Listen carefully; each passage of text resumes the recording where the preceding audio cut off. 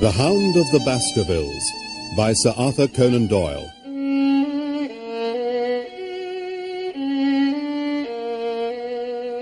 Baskerville Hall, October 13th. My dear Holmes, the longer one stays here, the more does the spirit of the moor sink into one's soul, its vastness and also its grim charm. When you are once out upon its bosom, you have left all traces of modern England behind you.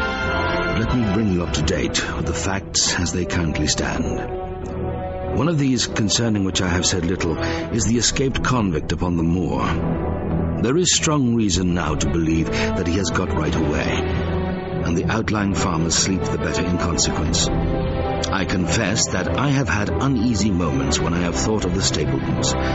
They live miles away from any help. They would be helpless in the hands of a desperate fellow like this Notting Hill criminal if he could once effect an entrance.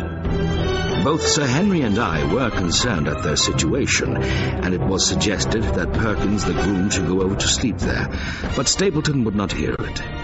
He came over to call upon Baskerville on that first day, and the very next morning he took us both to show us the spot where the legend of the wicked Hugo is supposed to have had its origin. Sir Henry was much interested, and asked Stapleton more than once whether he really did believe in the possibility of the interference of the supernatural in the affairs of men. He spoke lightly, but it was evident that he was very much in earnest. On our way back, we stayed for lunch at Merripit House, and it was there that Sir Henry made the acquaintance of Miss Stapleton. From the first moment that he saw her, he appeared to be strongly attracted by her, and I am much mistaken if the feeling was not mutual. Since then, hardly a day has passed that we have not seen something of the brother and sister. One would imagine that such a match would be very welcome to Stapleton, and yet I have more than once caught a look of the strongest disapprobation in his face when Sir Henry has been paying some attention to his sister. By the way, your instructions to me never to allow Sir Henry to go out alone will become very much more onerous if a love affair were to be added to our other difficulties. My popularity would soon suffer if I were to carry out your orders to the letter. One other neighbour I have met since I wrote last. This is Mr. Frankland of Laughter Hall. He is an elderly man, red-faced, white-haired and choleric. His passion is for the British law, and he has spent a large fortune in litigation. Sometimes he will shut up a right-of-way and defy the parish to make him open it. At others, he will with his own hands tear down some other man's gate and declare that a path has existed there from time immemorial, defying the owner to prosecute him for trespass. He is curiously employed at present, for, being an amateur astronomer, he has an excellent telescope with which he lies upon the roof of his own house and sweeps the moor all day in the hope of catching a glimpse of the escaped convict. And now let me end on that which is most important, and tell you more about the Barrymores, and especially about the surprising development of last night. First of all, about the test telegram. I told Sir Henry how the matter stood, and he at once, in his downright fashion, had Barrymore up and asked him whether he had received the telegram himself. I did, sir. Did the boy deliver it into your own hands? Oh, no, sir. I was in the box room at the time, and my wife brought it up to me. Did you answer it yourself? No, sir. I told my wife what to answer, and she went down to write it. In the evening, Barrymore recurred to the subject of his own accord. Sir Henry, I could not quite understand the object of your questions this morning.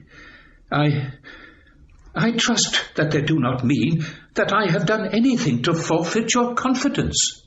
Sir Henry had to assure him that it was not so, and pacify him by giving him a considerable part of his old wardrobe, the London outfit having now all arrived. I have always felt that there was something singular and questionable in this man's character, but the adventure of last night brings all my suspicions to a head. You are aware that I am not a very sound sleeper, and since I have been on guard in this house, my slumbers have been lighter than ever. Last night, about 2 a.m, I was aroused by a stealthy step passing my room. I rose, opened my door, and peeped out. A long black shadow was trailing down the corridor. It was thrown by a man who walked softly down the passage with a candle held in his hand. I could merely see the outline, but his height told me that it was Barrymore. I waited until he had passed out of sight, and then I followed him. When I came round the balcony, he had reached the end of the farther corridor, and I could see from the glimmer of light through an open window that he had entered one of the rooms. I crept down the passage as noiselessly as I could and peeped round the corner of the door. Barrymore was crouching at the window with the candle held against the glass. His face seemed to be rigid with expectation as he stared out into the blackness of the moor. For some minutes he stood watching intently. Then he gave a deep groan, and with an impatient gesture he put out the light. I knew that Barrymore walked about nights, and I had a mind to speak to him about it. I wonder if he pays a visit every night to that particular window. If so, we should be able to shadow him and see what it is that he is after. I wonder what your friend Holmes would do if he were here. I believe that he would do exactly what you now suggest. He would follow Barrymore and see what he did. Then we shall do it together. We'll sit up in my room tonight and wait until he passes. I take your leave until then. Sir Henry, might I ask if by any chance you are going on the moor? As a matter of fact, I am. Well, you know what my instructions are. My dear fellow, Holmes, with all his wisdom, did not foresee some things which have happened since I have been down here. You understand me? I'm sure that you are the last man in the world who would wish to be a spoilsport. I must go out alone. Of course, I knew instantly that our friend referred to Miss Stapleton. It put me in a most awkward position. I was at a loss what to say or what to do, and before I had made up my mind, he picked up his cane and was gone. But quickly my conscience reproached me bitterly for having on any pretext allowed him to go out of my sight. I set off at once along the road, in the direction of Merrypit House, until I came to the point where the moor path branches off. Thence I saw him at once. He was on the moor path about a quarter of a mile off, and a lady was by his side who could only be Miss Stapleton. It was clear that there was already an understanding between them, and that they had met by appointment. They had halted on the path and were standing, deeply absorbed in their conversation, and I was suddenly aware that I was not the only witness of their interview. A wisp of green floating in the air caught my eye, and another glance showed me that it was carried on a stick by a man who was moving among the broken ground. It was Stapleton, with his butterfly net. He was running wildly towards them, his absurd net dangling behind him. He gesticulated and almost danced with excitement in front of the lovers. What the scene meant, I could not imagine, but it seemed to me that Stapleton was abusing Sir Henry, who offered explanations, which became more angry as the other refused to accept them. The lady stood by in haughty silence.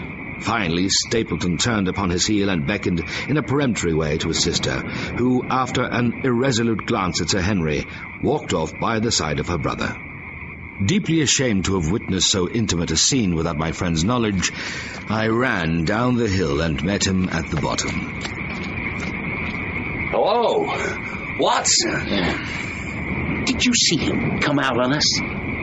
Did he ever strike you as being crazy? I can't say that he ever did. Well, I always thought him sane enough until today. But you can take it from me that either he or I ought to be in a straitjacket.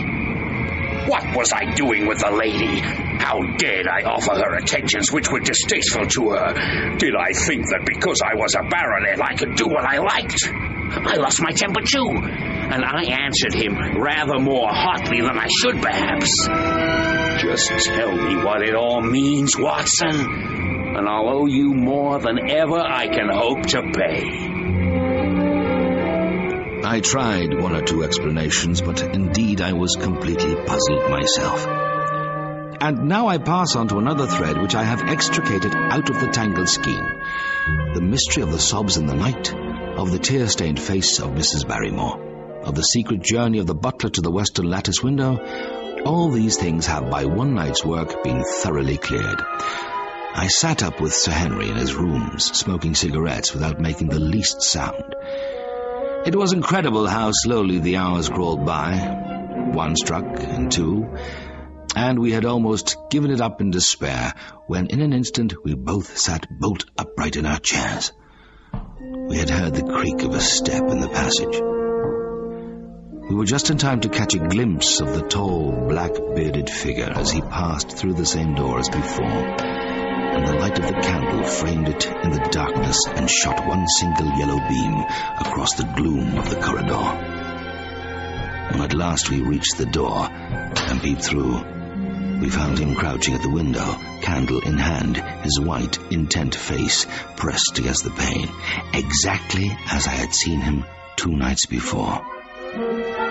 What are you doing here, Barrymore? Nothing, sir. Nothing. It was the window, sir. I go round at night to see that they are fastened. Come now. No lies. What were you doing at that window? I was doing no harm, sir. I was holding a candle to the window. And why were you holding a candle to the window? Don't ask me, Sir Henry. Don't ask me. It is not my secret, and I cannot tell it. He must have been holding it at the window as a signal. Let us see if there was any answer. Ah, there it is. A light in the black. No, sir, it is nothing. Nothing at all, I assure you, sir. Move your light across the window, Watson. See, the other moves also. Now, you rascal, do you deny that it is a signal? Come, speak up. It is my business, sir, and not yours. I will not tell. Then you leave my employment right away. Your family has lived with mine for over 100 years under this roof. And here I find you deep in some dark plot against me. No, sir, no, not against you. We have to go, Eliza. This is the end of it. You can pack our things. Oh, John, have I brought you to this? No. It is my doing, Sir Henry, all mine. He has done nothing except for my sake, and because I asked him. Speak out, then. What does it mean? My unhappy brother is starving on the moor. We cannot let him perish at our very gates. The light is a signal to him that food is ready for him, and his light out yonder is to show the spot to which to bring it. Then your brother is... the escaped convict, sir. Selden, the criminal, and he is my younger brother. We humoured him too much when he was a lad and gave him his own way in everything until he came to think that the world was made for his pleasure and that he could do what he liked in it. From crime to crime he sank lower and lower until it is only the mercy of God which has snatched him from the scaffold. But to me, sir, he was always the little curly-headed boy that I had nursed and played with as an elder sister would. When he dragged himself here one night, weary and starving, with the warders hard at his heels, what could we do? We took him in and fed him and cared for him. Then you returned, sir, and my brother thought he would be safer on the moor than anywhere else until the hue and cry was over. So he lay in hiding there. That is the whole truth, as I am an honest Christian woman. And you will see that if there is blame in the matter, it does not lie with my husband, but with me, for whose sake he has done all that he has. Well, Barrymore, I cannot blame you for standing by your own wife. Forget what I have said. Yes, sir. Go to your room, you two, and we shall talk further about this matter in the morning.